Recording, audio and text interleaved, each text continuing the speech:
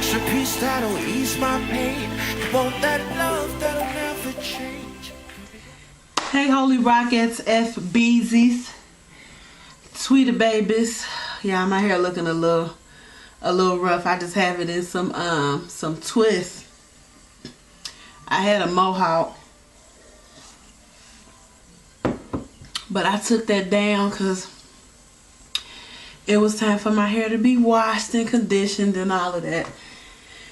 So I have, as y'all can see in my face, and it is so crazy, I have gained, like, since I first initially lost weight, since then I have gained 40 pounds. Ugh. But I'm back. So today, well, I was going to boot camp in December, and then I pulled a muscle in my back, and I think I was off work for like 2 days. I think it was 2 days. I could barely stand up. I could barely walk. It was painful. Like, I didn't want to get out the bed. I think the first day I stayed in bed just about all day. So that's better. And then like, I was out of boot camp for about 2 weeks, and then the turn of the year, I didn't want to start up again, and then I would miss a week because I had drove my big sis to Texas. I rode with her, then I drove like the last leg, but she drove most of the way. So that was last Tuesday, and I didn't get back until Saturday, really Sunday, like midnight. So I didn't want to, start back up and then miss a week. I thought that was kind of dumb. So I went today, and last week I didn't eat too bad. I just I ate what I wasn't supposed to eat, but I didn't do too bad. So I went today, and I had to get weighed in and all that. I had gained like maybe 5 pounds, but I think it's 3 altogether. It's certain times of the day you weigh different things, so it was about 3 pounds, which is still bad in my case, but it's okay. So at boot camp today, oh my God, I was in there like, I will never get depressed again, because that's when I gained my weight, when I got depressed. And last year was like different stages of depression, and August and September the depression like came real bad. So it was from September to December, and like the first week of 2012 it was such a mind change. The first 2 days, it's like this book, Battlefield of the Mind. Honey, the war that goes on in here, wow. It's a mess. But God had did some major changing and rearrangings, and I look rough, y'all, but God he did some major. He has, like, I feel completely healed. Like, I feel like going on. That's what the old saints used to say.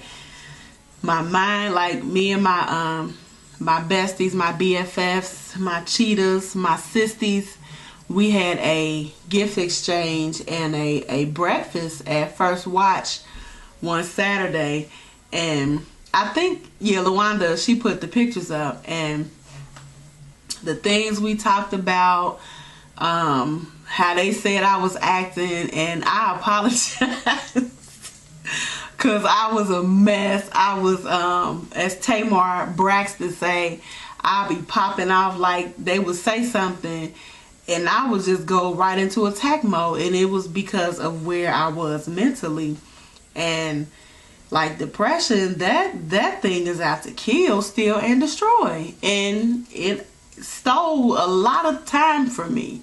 It stole a lot of peace of mind. And then I really can't say that it stole everything, because some things I gave up. I didn't want to fight. I got tired of fighting. I wanted to die. I was praying. I had told my sisters this. I was praying because, like, when I would drive to work or just be driving somewhere, the enemy would be like, just drive in front of that truck. And I'll be like, no, because if I drive in front of that truck, I'm going to end up living and be looking a mess and be told. I mean, who thinks like that? Who in Christ thinks like that except one that's infected? Doors was open. Some doors was open and the enemy slid in with the rest of his friends, and you know they was wreaking havoc. Just like you can look on those one commercial with the mucus, how they get inside your lungs, and they was down there having a party. That's like the devil, that nigga. And I call the devil and his friends nigga. So if you don't like it, I'm sorry.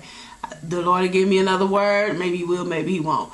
But for now, that nigga. So that nigga, you know, he'll get in there and invite his friends and cousins and whoever else, and they get inside your mind. And if you don't stop that and shut that down and shut them doors and give things to God, you're gonna be infected.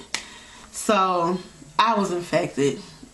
Some doors was open. I was infected from opening doors myself, and I was infected from not shutting doors. And I mean, I was tired. I was just, it was a mess. I was just tired of fighting.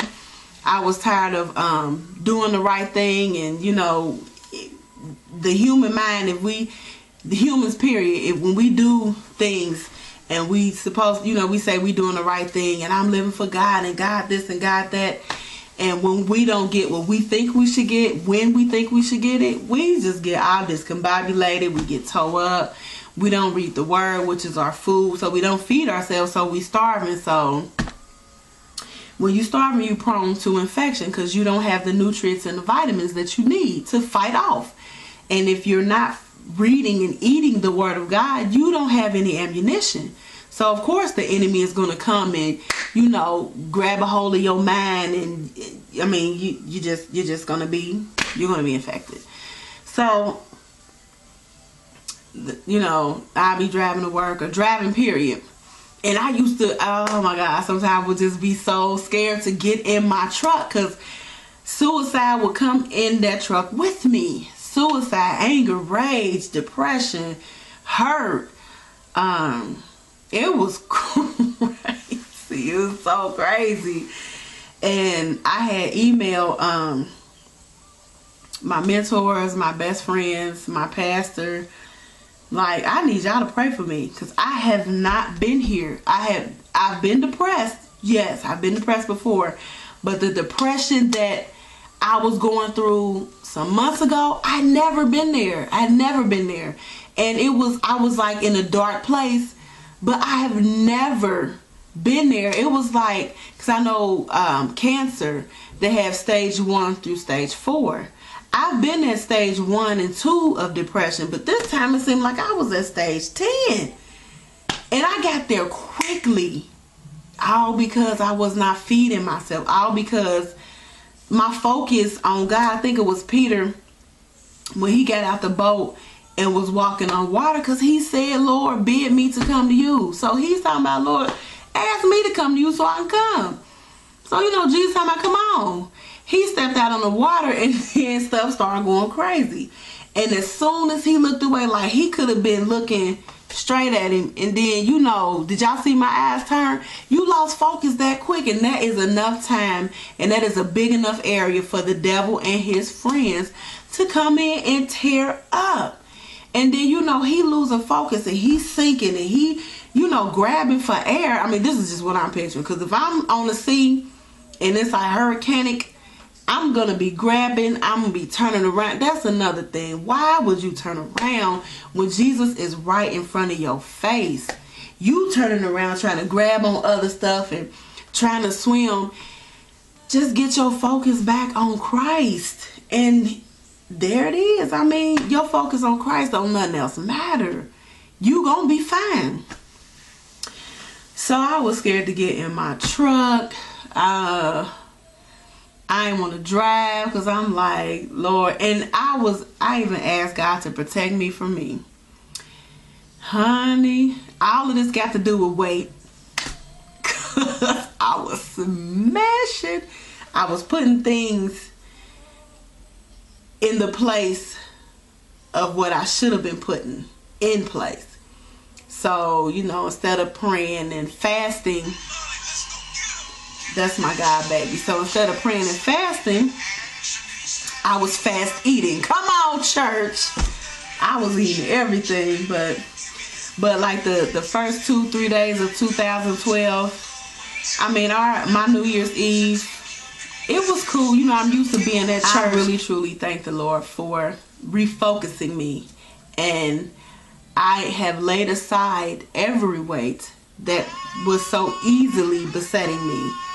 And I had to lay me aside because, honey. But God, anyway.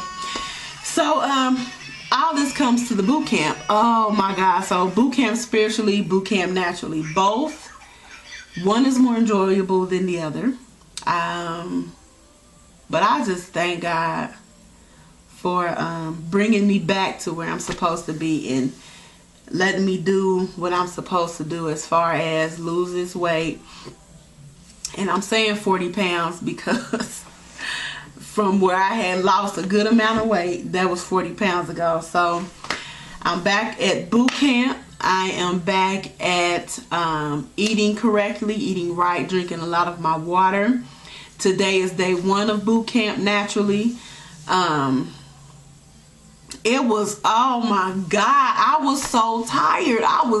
We had to do the weights like, you know, side to side, and then we had to jump. Boy. So I'm going to try to do like boot camp videos every week. I'm going to try to do them every Monday.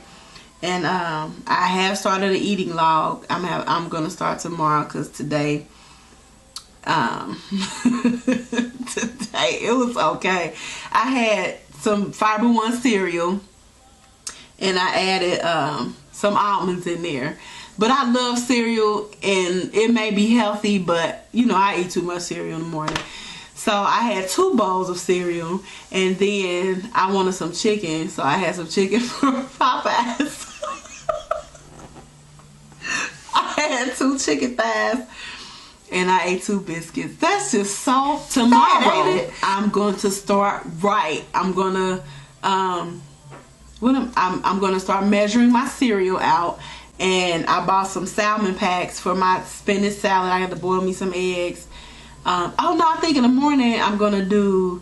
I got chicken breast fillet, so I'm gonna do. I'm gonna have to cut because they say you're supposed to have like the palm of your hand is the meat which you're supposed to have, and then you can do as many veggies as you want. I love bread, but I don't buy a lot of it, so I'm just gonna do asparagus and chicken breast in the morning for breakfast, and then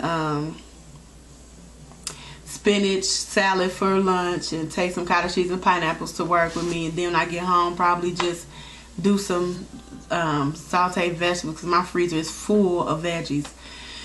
So that's about it. I just wanted to get on here and share that. Excuse me for looking rough, but I'm back on the grind. Y'all will see me getting smaller. Y'all see my face getting smaller because it is just so fat, but that's okay. That's all right. Alright, y'all. Love y'all. Thanks for hanging in here with me. Let me know what y'all doing. And I'm going to start doing more with this here. Y'all love God. Oh, he's so... And then when I was in Texas, I met like the sweetest people. Pastor David Sander and co-pastor Judy Sander. I call her little mom. She's so cute. She's about like this big. She's so... Honey, she reminds me of my godmother. These little women will get you together. They don't care. They don't care if you is 18 feet tall. They is gonna get you together. I'm ghetto they is. Anyway. Alright, this is it for this video. Because I will be talking forever. Because I encourage this myself. Ain't that what the Bible say? Encourage yourself. Alright, y'all. I'm out. Love y'all. What was I gonna say? I'm gonna try to remember to say this every video. Do God and do him well.